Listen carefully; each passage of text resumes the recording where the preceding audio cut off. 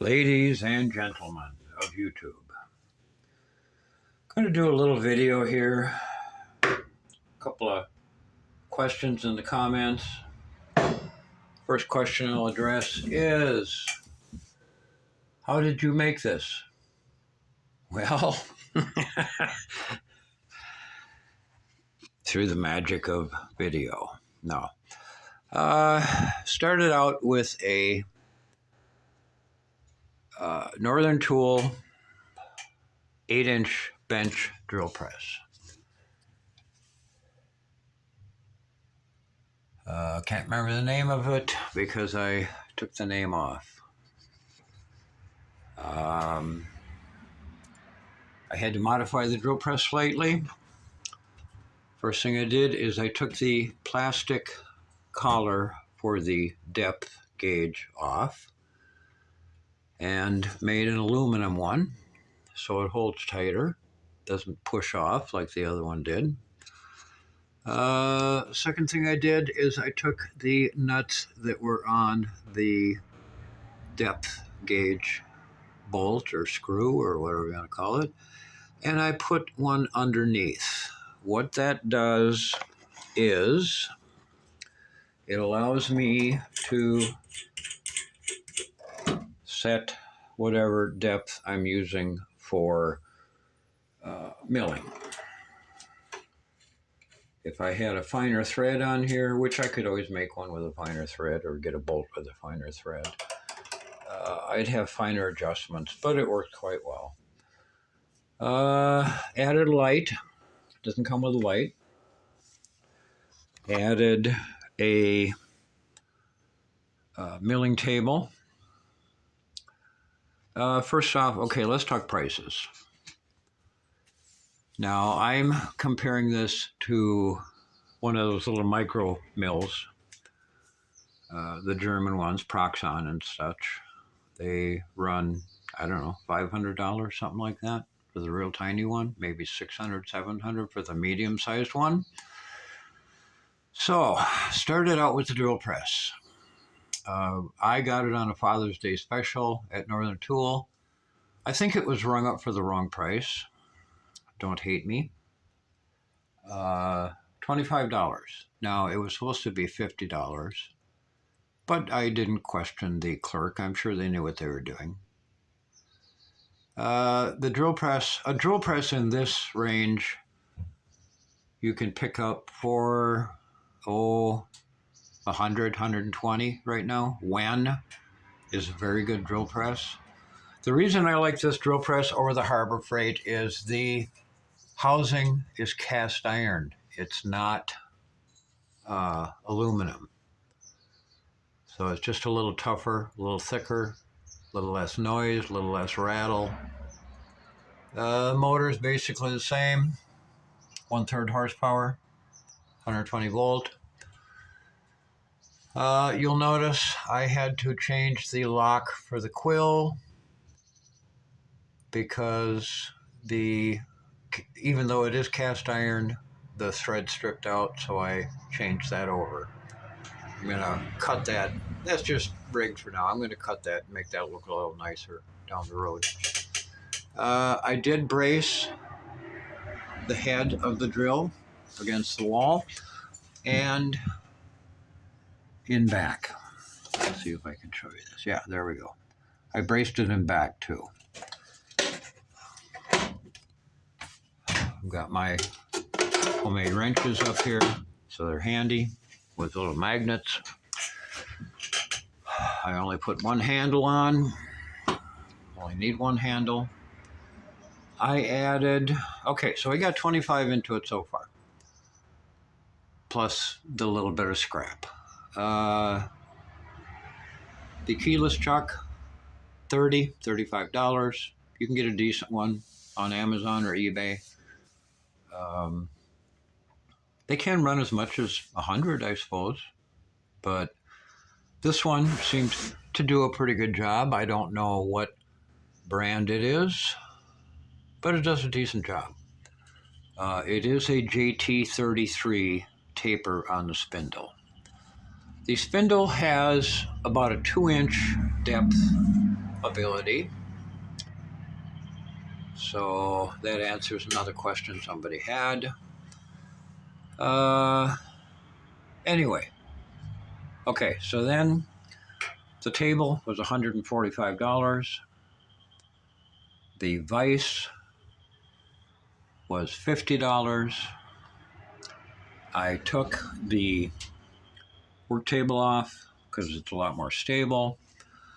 The milling table, of course, was larger than the base of the drill, so I had to add some bracing underneath to keep it solid. But that's where we're at. So, demonstrate a little drilling.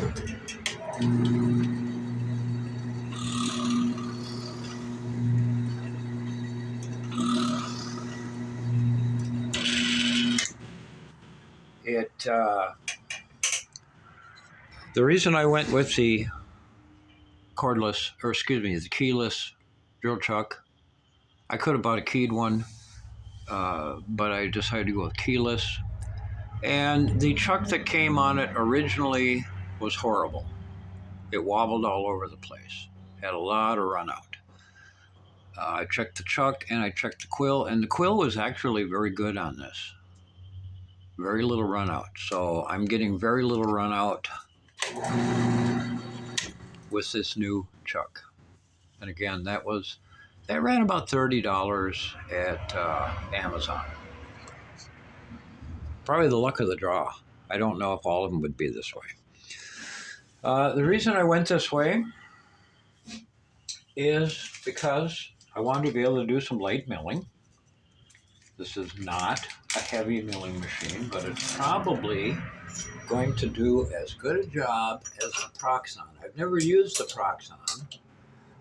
These are your JT33 wedges to get the chuck off. Let's take the drill bit out of there first. And put these in. Grab a little tappy tap tap hammer.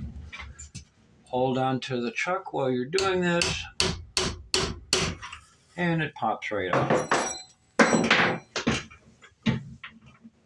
And I dropped my wedges. Set those off to the side. Then I got, so you can see this, I got a ER20, or you can get an ER32. Most of my stuff is ER20. I do smaller stuff. But I got an ER20 to GT33 collet chuck adapter, all in one. I drilled and tapped. I did add a second screw to it to firm it up. And let's put this on.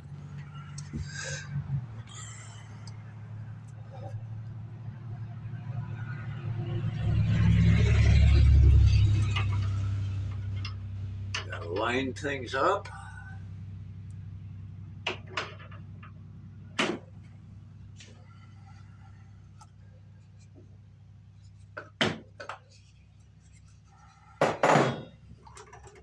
We'll push that down as hard as you can. And we'll lock it into place.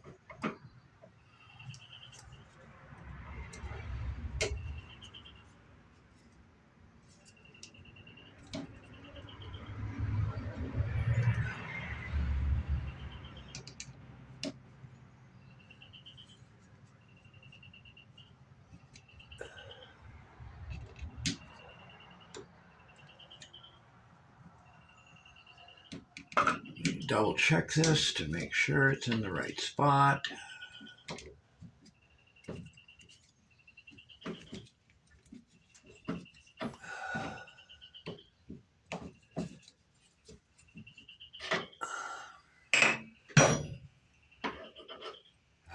I had it reversed. That was the problem. Okay, there.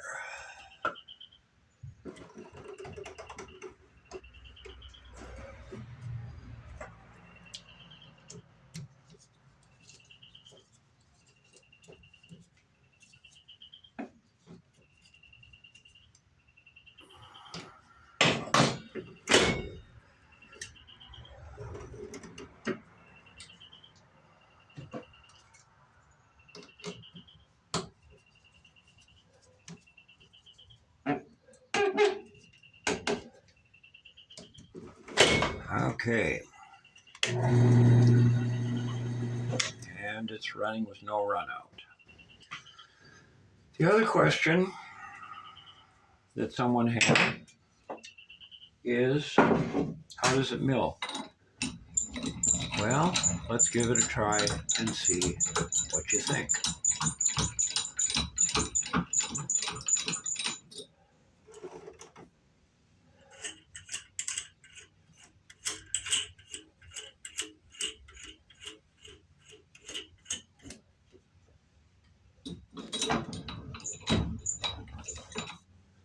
Okay, we're going to set this like so.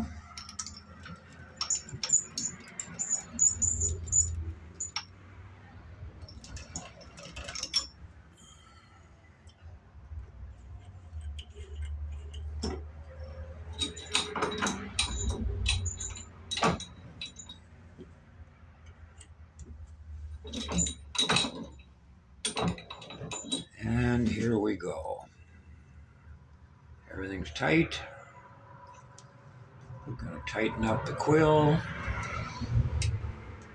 with the new screw. And here we go.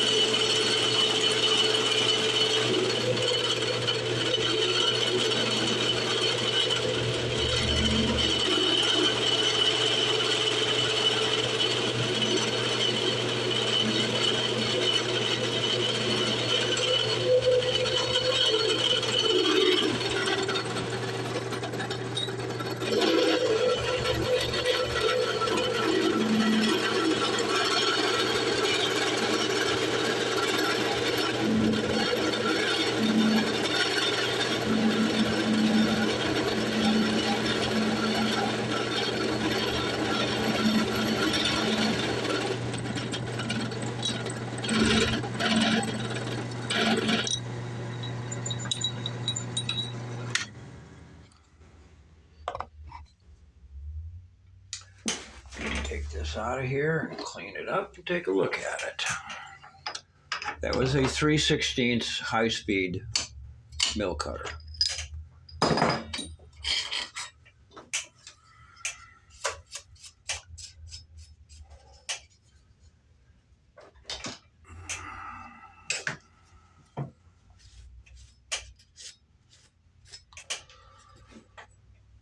Okay. See if we can get a good picture of that. That is about a 15 thousandths depth cut in steel, not aluminum. 1/8 inch steel. And it did, if we can focus, it did a pretty nice job, as you can see. So, and of course it was a brand new cutter and I used oil, which always helps. So, any other questions? Put them on the comments. We've got, personally, let's say I bought this for 120. So 120. This little device was about 35. The chuck was 30, so that's 155, 185, 285, about 3 1/4, 340. So about $400 into this. And I think it is much more capable and much stronger, and I think it outperforms the little tiny Proxxon. Not that the little tiny Proxxon isn't good. I did take a look at those. They are pretty. They look nice. They're cute. But I think this, personally, this is my own humble opinion, I think this outperforms that little Proxxon. So, any questions, any comments? I'm not going to ask you to support the channel. I'm retired. I don't need the money. So, I do need some rust prevention stuff, though, down here in Texas, because it gets awful humid down here. Okay, that's it. Have yourself a good day. Bye.